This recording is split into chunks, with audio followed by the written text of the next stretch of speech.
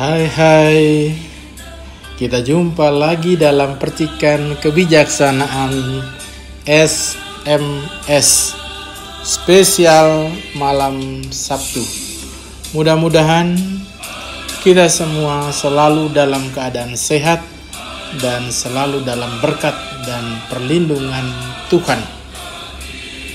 Malam hari ini, dalam masa Prapaskah ini, saya ingin berbagi cerita kebijaksanaan soal dosa iri hati. Ceritanya demikian. Dahulu kala di sebuah kota kecil, hiduplah seorang dokter yang sangat pandai mengobati orang. Namanya taruhlah Dokter Pong. Selain pandai mengobati, Dokter Pong juga tidak pernah meminta bayaran tinggi. Semuanya disesuaikan dengan kemampuan penduduk, kemampuan masyarakat, dan kemampuan pasiennya.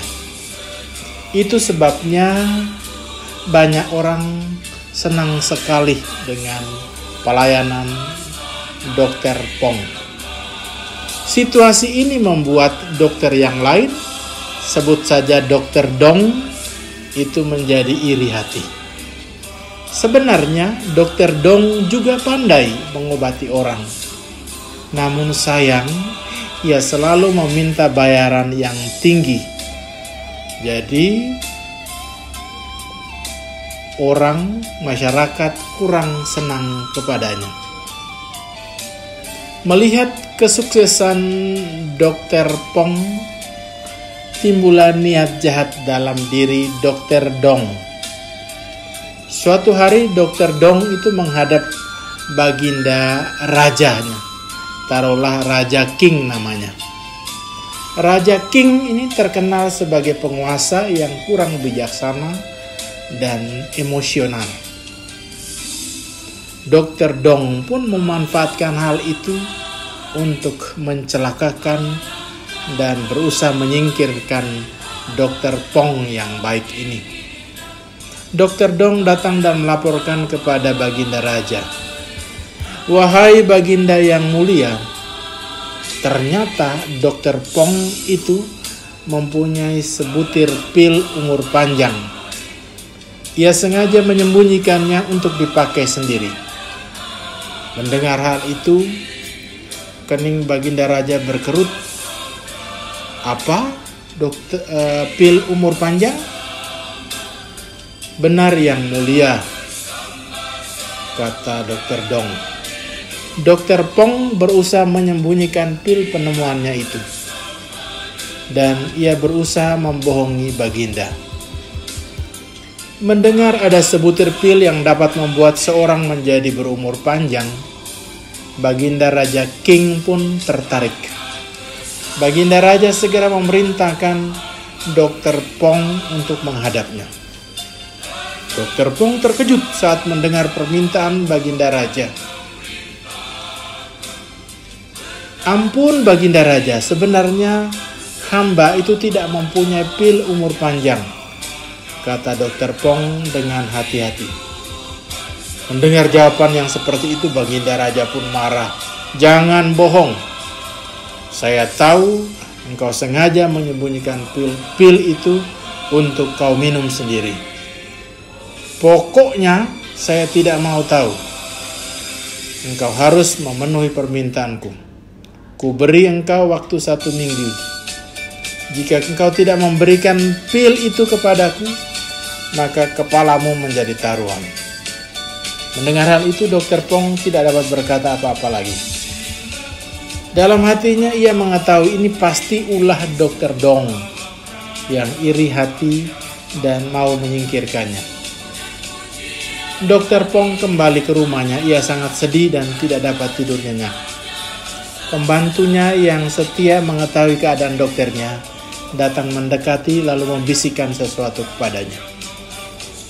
Tiba-tiba saja wajah murung Dokter Pong itu berubah ceria. Ternyata pembantunya yang selama ini menemaninya telah memberi sebuah ide cemerlang untuk mengatasi masalahnya. Beberapa hari berlalu, akhirnya waktu yang ditentukan Baginda Raja telah berakhir. Dokter Dong itu bersorak gembira melihat keadaan Dokter Pong. Dia yakin kali ini dia pasti dapat menyingkirkan Dokter Pong. Pagi itu Dokter Pong datang menghadap Baginda Raja King. "Mana pil pesananku?" tanya Baginda Raja tanpa basa-basi. "Ampun yang mulia, sebelum hamba memberikan pil umur panjang ini, izinkan hamba menyampaikan sesuatu," ujar Dokter Pong. "Cepat katakan," jawab Baginda Raja tidak sabar. "Pil umur panjang itu baru akan berkhasiat jika Baginda meminumnya sesuai dengan syarat-syaratnya," jawab Dokter Pong. "Syarat?" tanya Baginda Raja tidak mengerti. Lalu Dokter Pong menjelaskan, sebelum pil umur panjang itu Baginda minum, Baginda harus menjalani puasa selama 40 hari 40 malam. Jika itu dilakukan, maka pil ini akan berkhasiat. "Syarat yang aneh," ujar Baginda Raja. "Tetapi baiklah, aku akan melakukannya." Akhirnya mulai hari itu Baginda Raja pun menjalani puasanya. Hari pertama puasa, Baginda dapat melaluinya dengan baik. Tetapi memasuki hari yang keempat, Baginda Raja merasa resah. Dia tidak dapat tidur dengan nyenyak dan tidak dapat bekerja dengan konsentrasi karena lapar yang dideritanya, dan dia semakin menderita. Lalu dia mengatakan, "Apa enaknya mendapatkan pil umur panjang itu kalau saya harus berpuasa sampai 40 hari? Mungkin sebelum aku mendapatkan pil itu, aku sudah mati kelaparan," pikir Baginda. Tiba-tiba Baginda sadar kalau permintaannya itu aneh. Mana ada manusia yang bisa abadi? Setiap manusia pasti ada akhirnya, akan meninggal juga, renung Baginda dalam hati. Alangkah bodohnya saya karena menerima laporan yang tidak masuk akal begitu saja dari Dokter Dong, sesal Baginda Raja. Akhirnya Baginda Raja sadar bahwa Dokter Dong sudah membohonginya. Segera saja ia menyuruh pengawalnya menangkap Dokter Dong dan menjebloskannya ke dalam penjara. Para saudara dan saudari yang terkasih, hanya sedikit orang yang memiliki sikap menghormati keberhasilan orang lain tanpa rasa iri hati. Banyak dari kita itu dipenuhi rasa iri hati. Memang rasa iri hati akan merusak hati dan kehidupan seseorang. Selain itu menjauhkan kita dari sukacita dan damai sejahtera. Iri hati hanya akan menyengsarakan hidup. Dan sesungguhnya orang bodoh dibunuh oleh sakit hati dan orang bebal dimatikan oleh iri hati. Bila menyadari bahwa tidak ada satupun keuntungan dengan menyimpan salah satu penyakit hati itu, yakni iri hati, mengapa kita tidak berusaha menyingkirkannya? Mari belajar untuk dapat menerima kesuksesan orang lain dengan lapang dada, karena terkadang kita harus mengakui bahwa di atas langit masih ada langit. Atau ketika kita melihat keberhasilan seseorang, jadikanlah hal itu sebagai lecutan untuk memotivasi diri agar mampu bekerja lebih maksimal.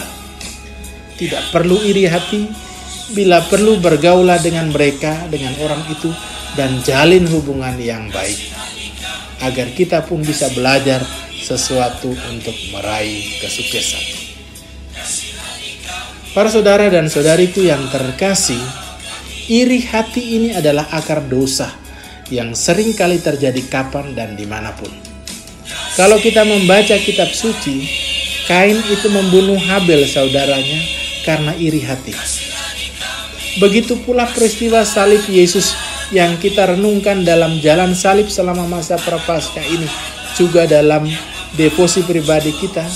Selain karena cintanya bagi kita, cinta Yesus bagi kita, juga karena iri hati para pemuka agama Yahudi waktu itu. Maka mari para saudara dan saudariku yang terkasih, baiklah dalam masa retret agung ini kita sadari bahwa benih iri hati itu bisa juga ada dalam diri kita yang membuat kita kemudian mudah sekali memfitnah dan menghakimi orang lain serta kurang berbuat adil bagi mereka. Mari kita memohon kekuatan dari Tuhan agar kita mampu hidup berdampingan dengan siapapun dan menjadi berkat. Selamat meneruskan retret agung kita. Tuhan memberkati. Tetap semangat. Salam sehat. Jangan lupa bahagia. Tuhan Yesus memberkati kita semua. Amin.